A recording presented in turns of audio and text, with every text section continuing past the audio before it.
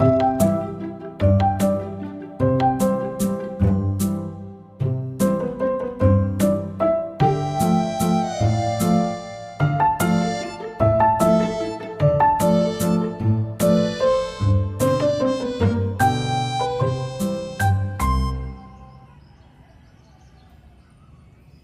to Lady Enchantress Garden and Travel. We're back here on my channel. Share to you all about the Ylang Ylang tree. This is actually a flowering tree native to the Philippines, although not endemic. This can also be found in some other countries in the region.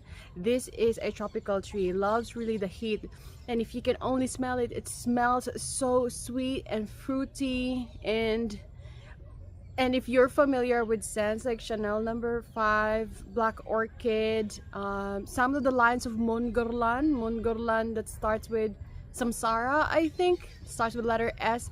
One of their lines have a note of Ylang Ylang. So if you can see right here behind me, this is just a very small, not very small, but very short tree, because usually Ylang Ylang at this point are already very tall. So I'm not really sure why it's not really a popular plant or a popular tree that people plant, but I like it here in my garden. Smells so good. Yeah, I cannot just really describe it. But I can't be a perfume reviewer because I'm so bad at it, but I'll tell you more about this. This is just about 3 years old. For the past 3 years, I've never fertilized this tree nor watered it. Basically, I just let nature take over.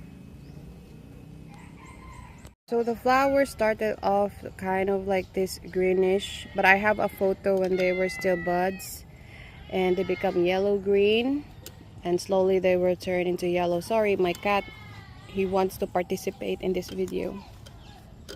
Until they turn into really yellow.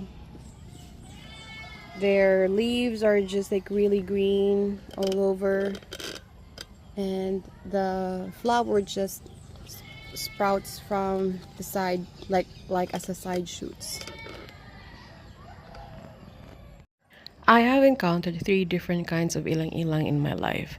This ilang ilang kananga odorata and this ilang ilang kananga odorata var verticosa, in which I already made a video 4 or 5 years ago, have kind of the same leaves.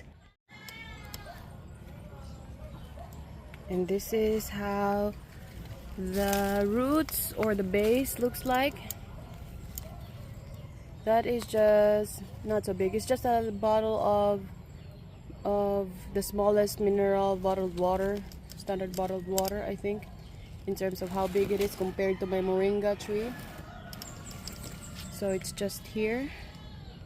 Everywhere you look, there are flowers under this, and you create a big canopy. So nice. Like, you can just, most of the ilang ilang you cannot really touch the flowers because they are like so high up there, but this one, they're just almost touching the ground. This is how the ilang ilang flowers looks like. I'm gonna freeze it right here. Notice those bunch of flowers on this stem, and I'll show you how does it look like after 2 months. So alright, fast forward. This is how it looks like after 2 months, and you can see here that there is now a bunch of seeds. So that's how an ilang ilang seed looks like. It's very close to the ground. The seeds are inside this fruit. Once they mature, they turn black. I'm bringing you now this time to the hoods Ylang Ylang. I don't think anybody owns this Ylang Ylang. It's just at the side of the road because this island is filled with trees like this.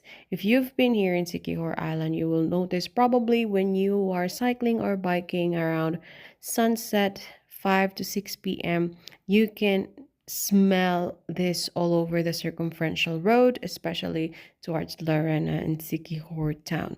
They are just almost everywhere, almost every kilometer. There are ilang ilang trees that are planted. So let me know if you're ilang ilang story and if you're interested to grow them.